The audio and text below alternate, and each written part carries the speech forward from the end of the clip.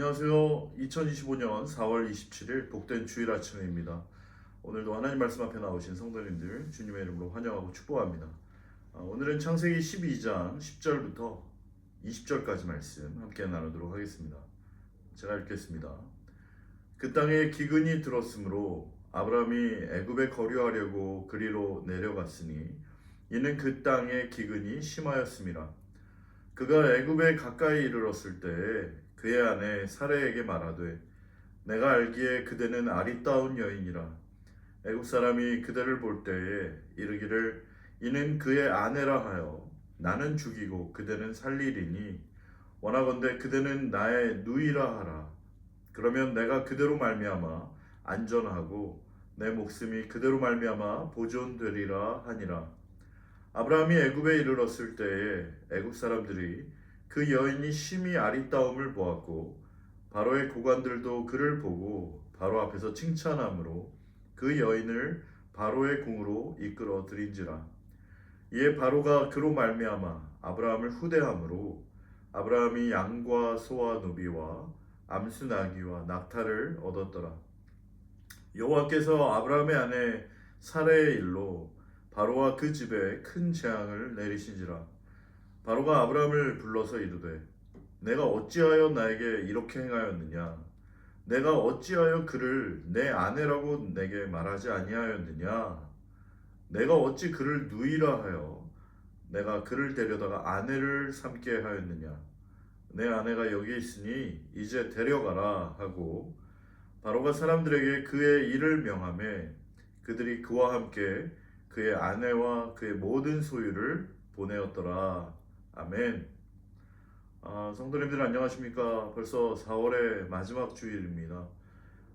이번 4월 한 달 동안 하나님께서 우리에게 베풀어 주셨던 귀한 은혜 우리가 잘 기억하고 부활하신 우리 주님과 함께 다시 한번 새로운 시작과 새로운 출발하시는 성도님들과 제가 되기를 바랍니다. 오늘부터는 다시 창세기 말씀으로 돌아와서 함께 나누도록 하겠습니다.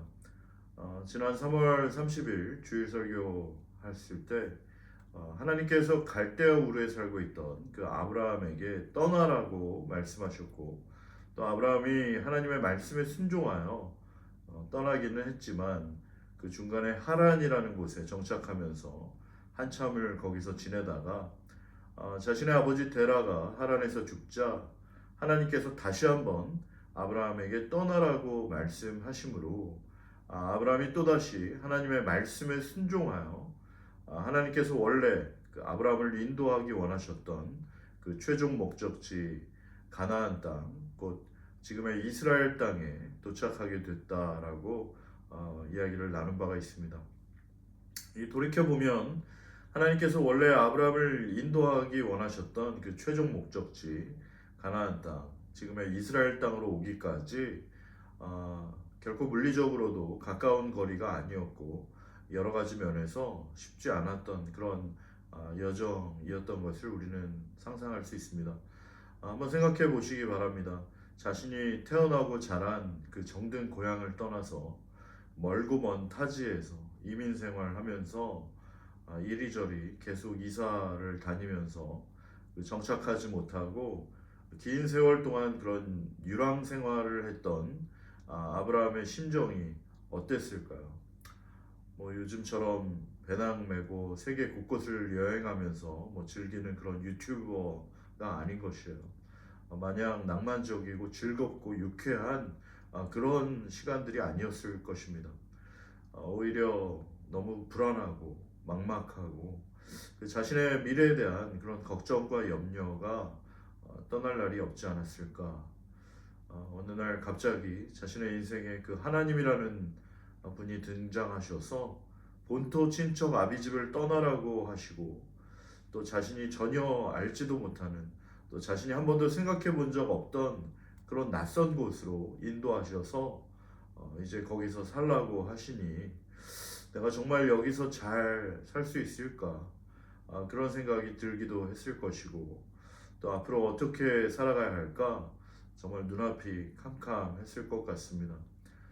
어쩌면 우리 성도님들 가운데서도 이렇게 호주에 이민 오신 분들 중에 처음에 아브라함 같은 그런 마음이셨던 분들도 많지 않으셨을까 그런 생각을 해봅니다.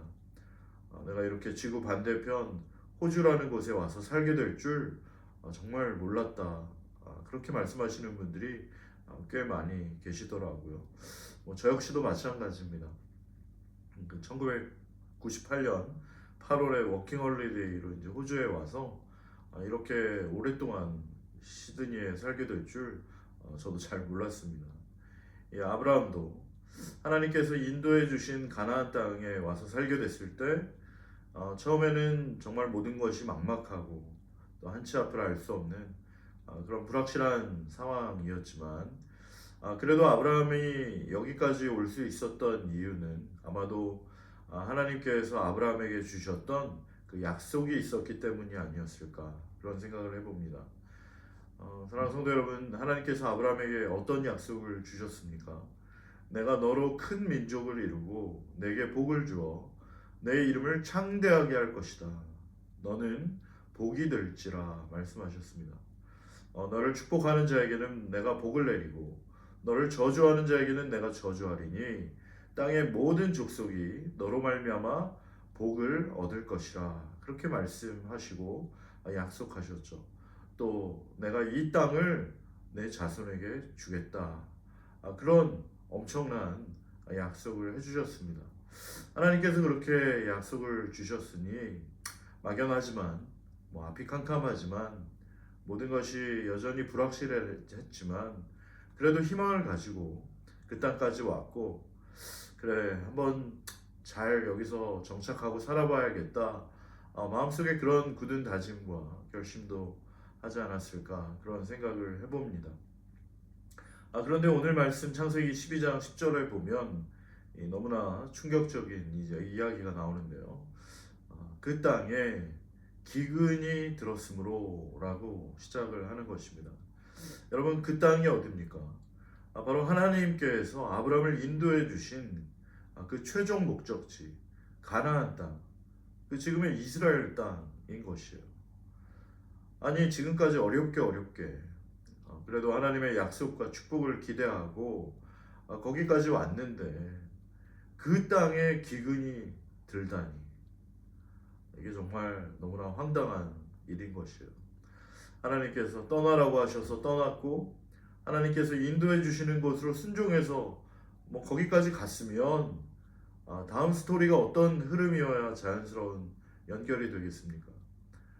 그 땅에 도착해 보니까 과연 젖과 꿀이 흐르는 땅이고 모든 것이 넉넉하고 풍요로운 그런 에덴 동산과 같은 낙원이었더라. 이래야 자연스러운 연결이 되지 않겠습니까? 역시 하나님 말씀에 순종해서 하나님이 인도하신 대로 나아왔더니 모든 일이 다 잘 되고 만사형통하고 아무런 어려움도 없고 평탄대로가 펼쳐지더라. 그래야 할 것 같은데 그 땅에 기근이 들었다는 것이에요. 이것은 당사자인 아브라함뿐만 아니라 지금 창세기를 대하는 우리들에게조차도 어떻게 그 땅이 기근이 들 수가 있을까? 이것은 너무나 충격적이고 좀처럼 이해가 되지 않고 받아들이기 힘든 상황처럼 보여집니다. 아니 설령 그 땅에 기근이 들었었다고 하더라도 아브라함이 그 땅에 도착하고 나니 이제 그 땅에 기근이 그치고 단비가 내리기 시작하고 메말랐던 황무지에 새싹이 돋아나고 꽃들이 피고 열매를 맺기 시작한다.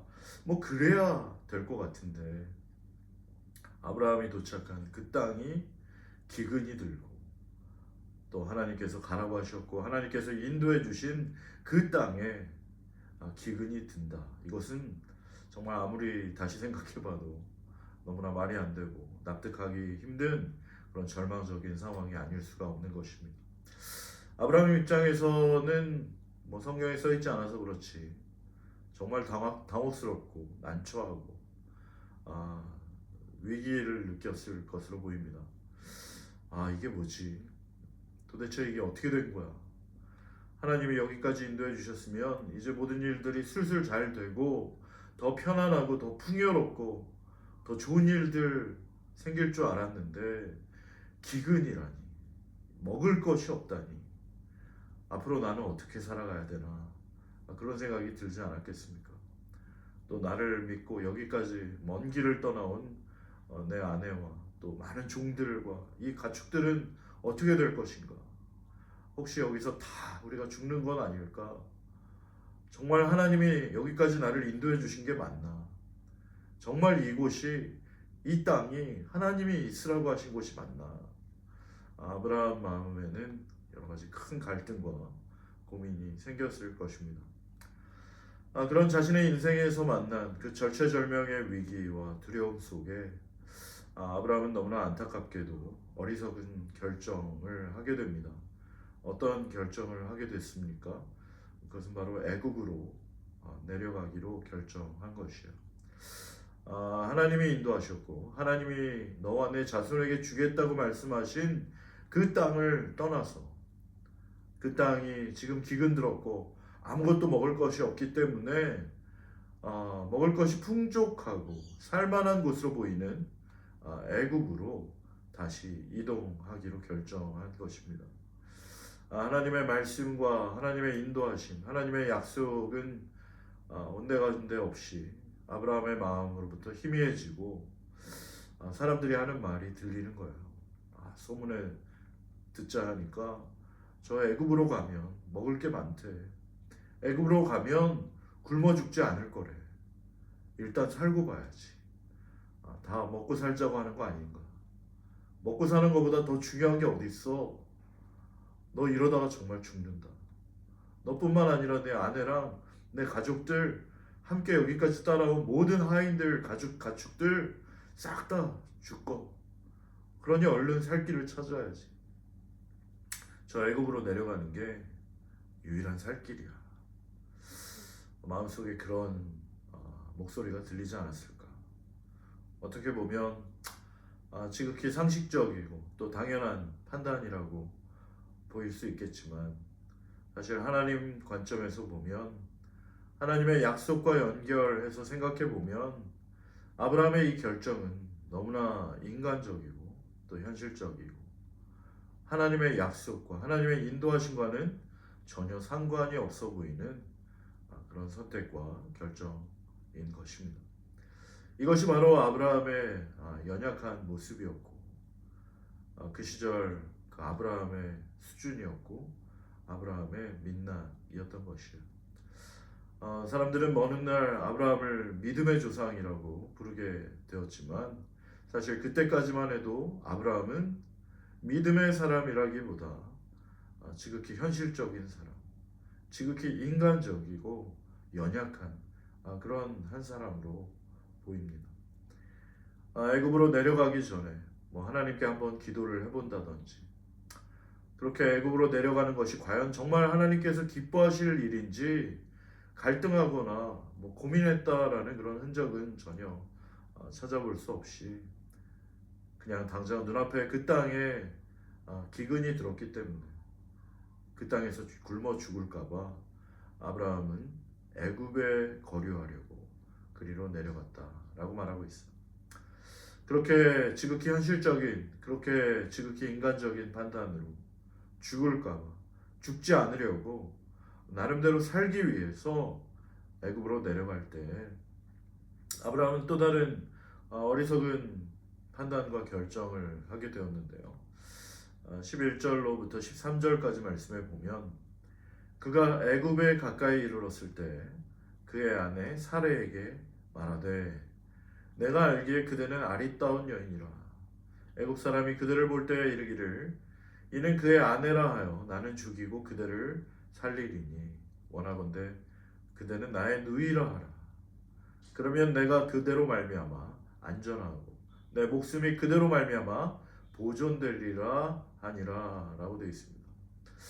여러분 아브라함이 갈대아 우르를 떠날 때 나이가 75세였고 아브라함 아내 사레는 아브라함보다 10살 아래였기 때문에 당시에 사레의 나이는 대략 65세 정도 되었을 것으로 보입니다. 그런데 65세가 되는 나이에도 불구하고 그 외모가 아리따웠다. 그렇게 아름다운 여인이었다라는 것이 참으로 놀랍고요.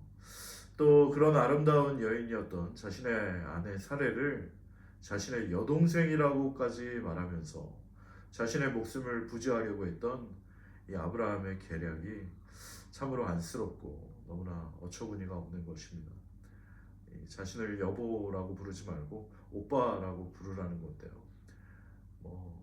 제 아내는 이제 사석에서 저를 오빠라고 부르기 때문에 한국 분들이라면 얼마든지 오빠라고 부를 수 있겠지만 자신이 살기 위해서 자신이 죽지 않으려고 자신이 죽을까봐 자신의 아내가 어떻게 되거나 말거나 결국 자기 자신만의 안전과 유익만을 생각하는 그런 너무나 못난 아브라함의 모습이 정말 남자답지 못하다.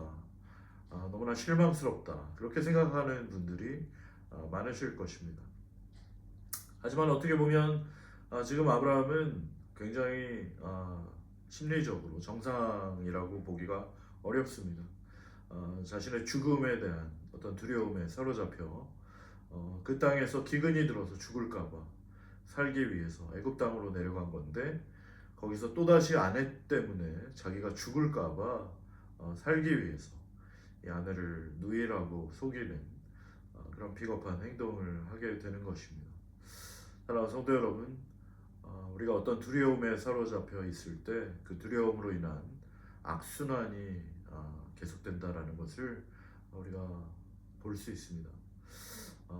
우리의 두려움이 우리의 잘못된 결정을 내리는 그런 원인이 되지 않도록 두려움에 사로잡힐 것이 아니라 하나님의 말씀에 우리의 믿음을 두는 그런 믿음의 사람들, 담대한 주의 종들 다 되시기를 바랍니다. 결국 아브라함이 하자는 대로 사례는 그 자신이 그 아브라함의 누이라고 해서 애굽 왕궁 안으로 들어가게 됐고 또 16절에 보면 아브라함은 바로의 호의를 입어서 양과 소와 노비와 암수 나귀와 낙타를 얻게 됐다라고 나옵니다. 어떻게 보면 자신의 아내를 양과 소와 노비와 암수 나귀와 낙타와 맞바꾸게 된 것인데 과연 그런 많은 양과 소와 노비와 암수 나귀와 낙타를 받게 된 아브라함이 행복했을까? 행복하지 않았을 것 같아요. 무엇보다 그렇게 수치스럽게 애굽 왕궁으로 불려 들어가게 된 그 사라의 마음은 또 어땠을까?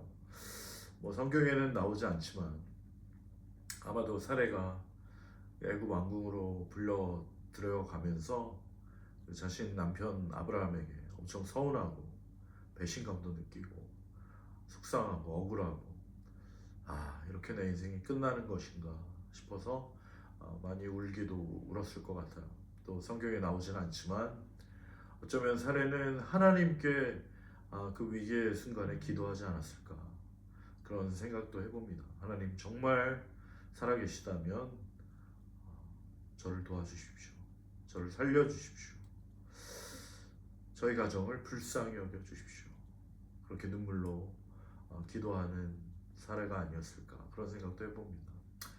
아마도 눈물로 하나님께 그렇게 기도했던 사례의 기도를 들으셨는지 아니면 아브라함의 가족을 불쌍히 여기셨는지 어떻게 된 건지 정확하게는 알 수 없지만 애굽의 왕 바로가 아브라함 아내 사례를 자신에게 왕궁으로 불러들인 그때에 뭔가 하나님께서 바로와 그 집에 큰 재앙을 내리셨다라고 성경은 말하고 있어요.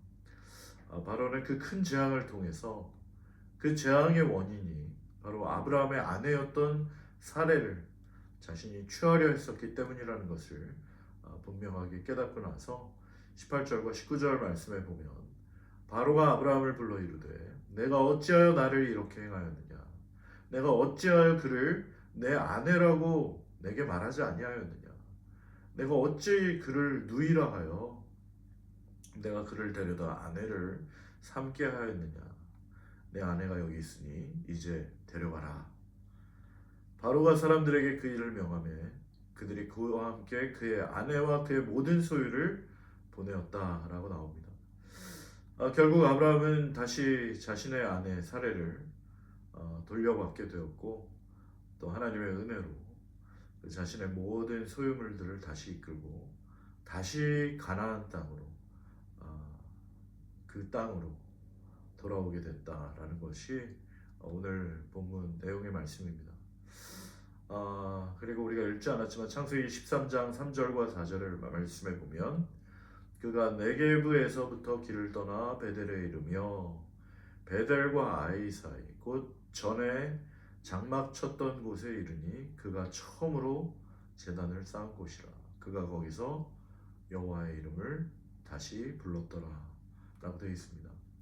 아브라함이 처음 가나안 땅에 도착해서 하나님께 제단을 쌓고 하나님께 제사 드렸던 그곳으로 다시 돌아와서 거기서 다시 하나님께 제사 드리고 여호와 하나님의 이름을 불렀다라고 되어 있어.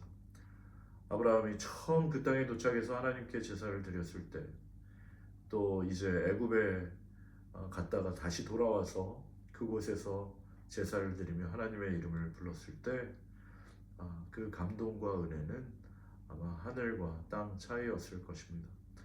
자신의 그런 불신, 또 자신의 그런 믿음 없음과 자신의 연약함과 자신의 어리석음과 자신의 그런 형편없는 모습을 모두 회개하고 이제후로는 정말 오직 하나님 한 분만을 섬기며 오직 하나님 한 분만을 의지하며 하나님이 허락하신 그 땅에서 살아가기로, 하나님의 약속을 기다리며 하나님의 약속을 기억하고 믿음으로 살아가기로 다시 한번 결단하고 다짐하는 그런 눈물의 제사, 그런 회개의 제사, 그런 믿음과 순종의 제사를 아브라함과 아브라함의 모든 가족들은 하나님 앞에 드리게 된 것이죠. 어쩌면 아브라함 인생 가운데 그러한 중요한 터닝 포인트가 일어나는 그런 시간들이 아니었을까 생각을 해봅니다.